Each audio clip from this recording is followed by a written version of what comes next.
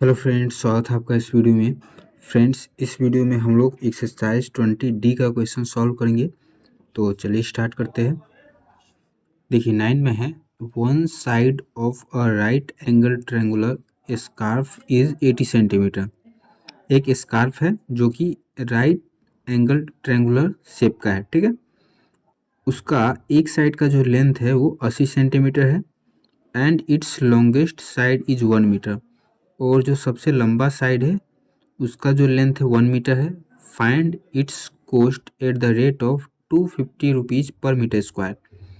तो उस स्कार्फ का दाम बताना है। अगर 1 मीटर स्क्वायर का जो दाम है वो 250 रुपये है, ठीक है। तो चलिए इसको सॉल्व करते हैं। देखिए 9 नंबर, राइट एंगल ट्रायंगल है, ठीक है। स्कार्फ का जो शेप है वो इस शेप का है, राइट ट्रायंगल शेप का है। तो यहाँ 90 डिग्री होगा और जो लॉन्गेस्ट साइड है वो 1 मीटर का है। तो लॉन्गेस्ट साइड कौन सा होता है? जो हाइपोटेनियस होता है वो सबसे लॉन्गेस्ट साइड होता है, ठीक है। तो हाइपोटेनियस ये है। 90 डिग्री के अपोजिट में जो साइड होता है वो हाइपोटेनियस होता है और वही साइड सबसे लंबा होता है। तो ये हो गया 1 मीटर।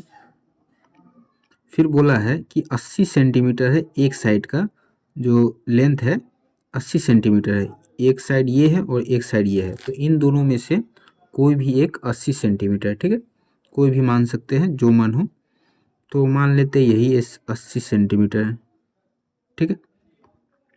तो इस स्कार्फ का दाम बताना है। तो इसका दाम निकालने के लिए पहले इस स्कार्फ का एरिया निकालना पड़ेगा और एरिया निकालने के लिए हमको ये इसका लेंथ पता होना चाहिए, ठीक है। तो इसका लेंथ निकाल लेंगे। इसका नाम रख देते हैं ABC। ABC is a right angle triangle, ठीक है। तो ये राइट एंगल ट्रायंगल है, तो इससे में कौन सा थ्योरम लग जाएगा? पाइथागोरस थ्योरम लग जाएगा, ठीक है। तो बाय पाइथागोरस थ्योरम,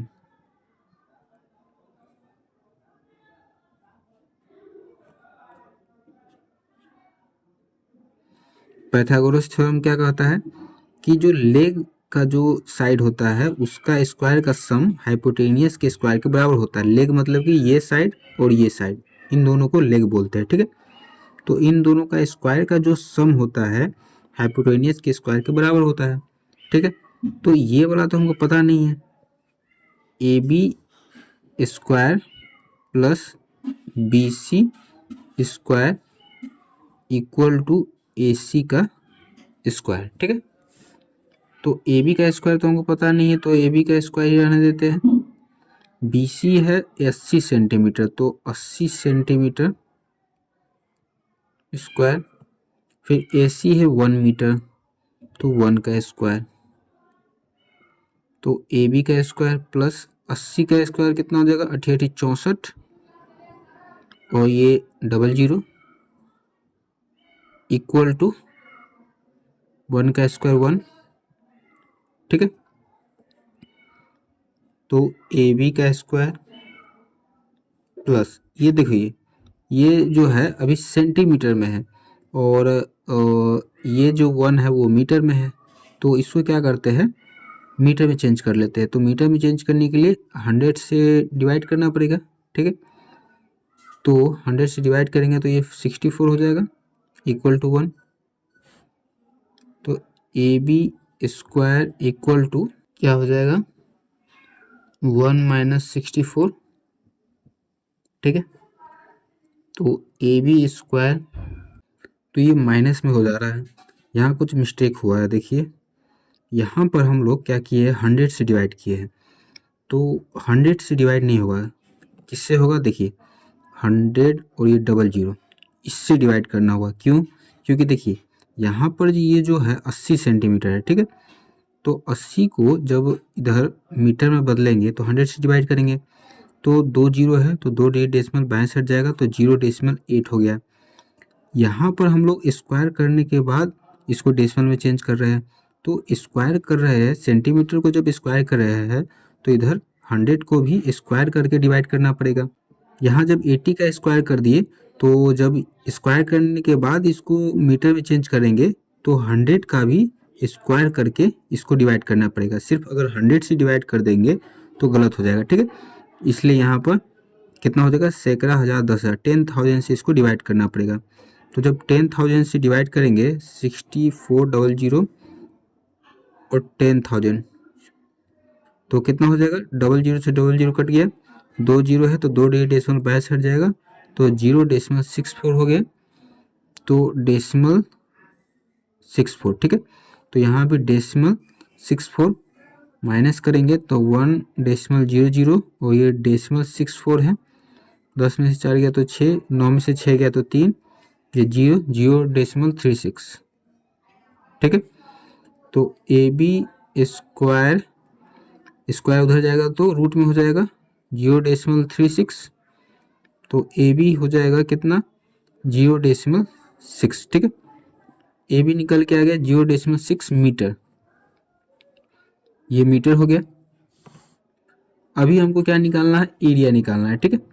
तो एरिया का फॉर्मूला क्या होता है, area of a right triangle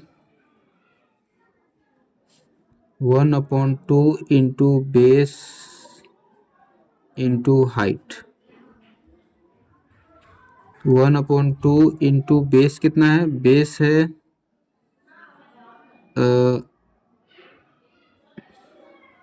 80 centimetre, इसको मीटर में बदलेंगे तो कितना हो जाएगा, 100 से डिवाइड करेंगे, फिर इंटू हाइट, हाइट है 0.6,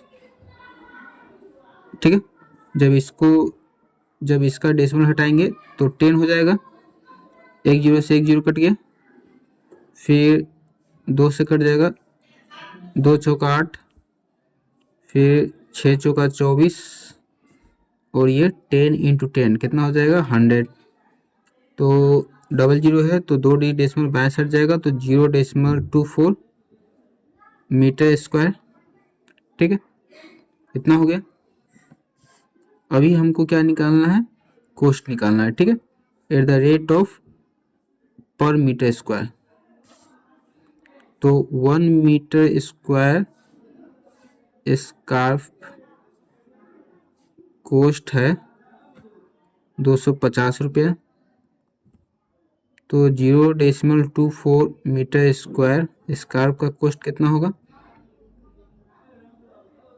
मल्टीप्लाई कर देंगे तो इसको गुना करेंगे 250 और 24, तो 0, 5 का 20 के 0 हासिल 2, 4 दूना 8, 2 10, 0 से करेंगे 2 से तो 0, 5 दूना 10 के 0 हासिल 1, 2 दूनी 4, 1 5, 0 0 0, 5 1 6, यहाँ डेसिमल है तो 2 डिजिट के बाद डेसिमल, तो यहाँ भी 2 डिजिट के बाद डेसिमल, तो 60 कितना हो गया, 60 रुपया हो गया, स्कार्फ का कॉस्ट हो गया 60 रुपये, ठीक है।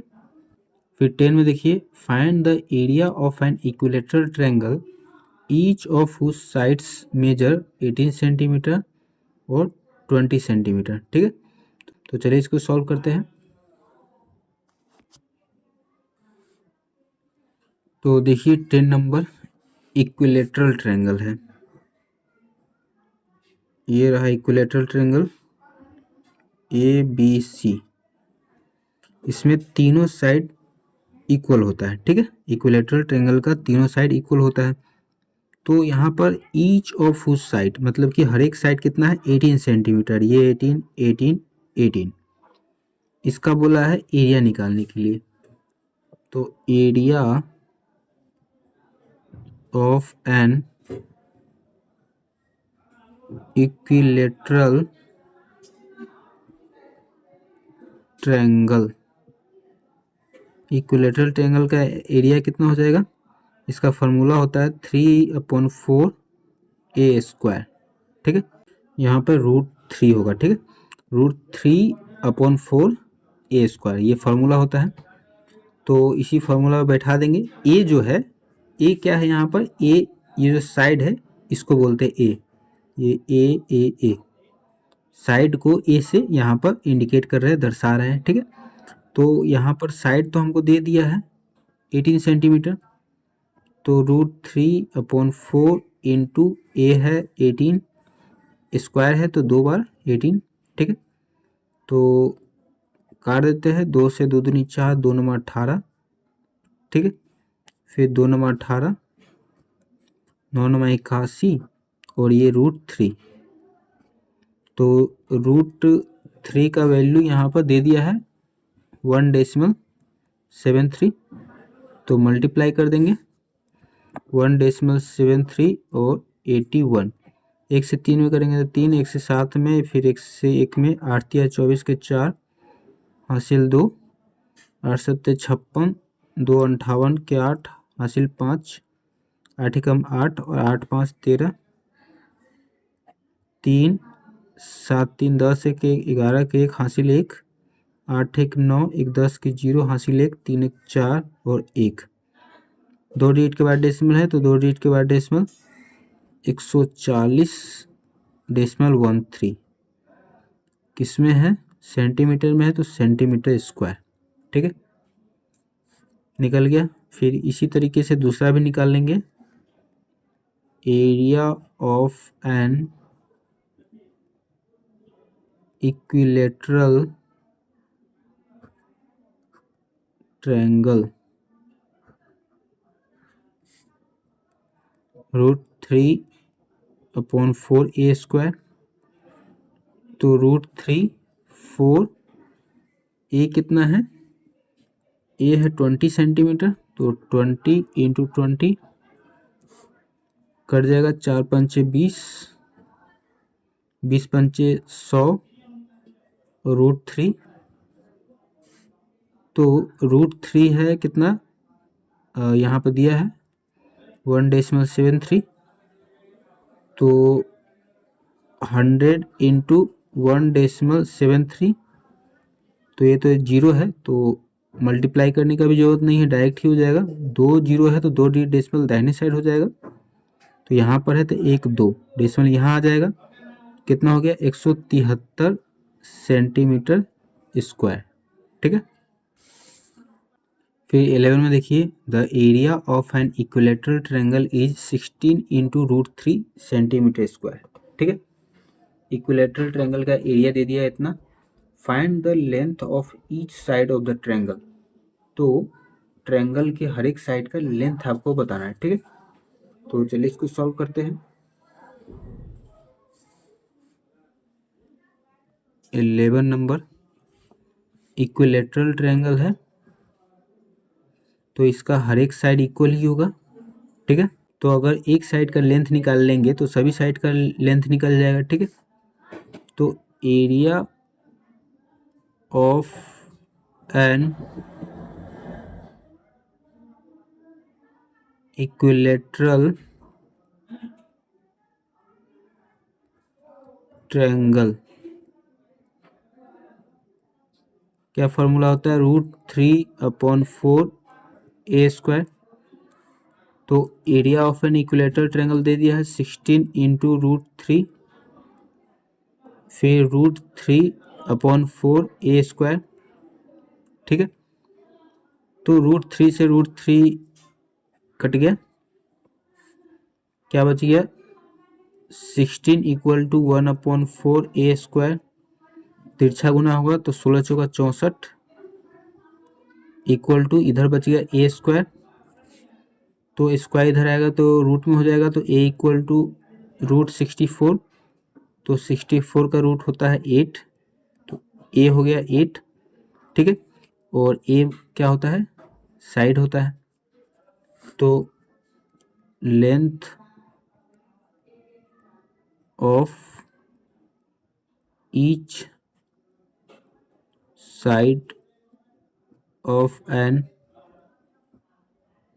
इक्विलेटरल ट्रायंगल इज 8 सेंटीमीटर, ठीक है, निकल गया।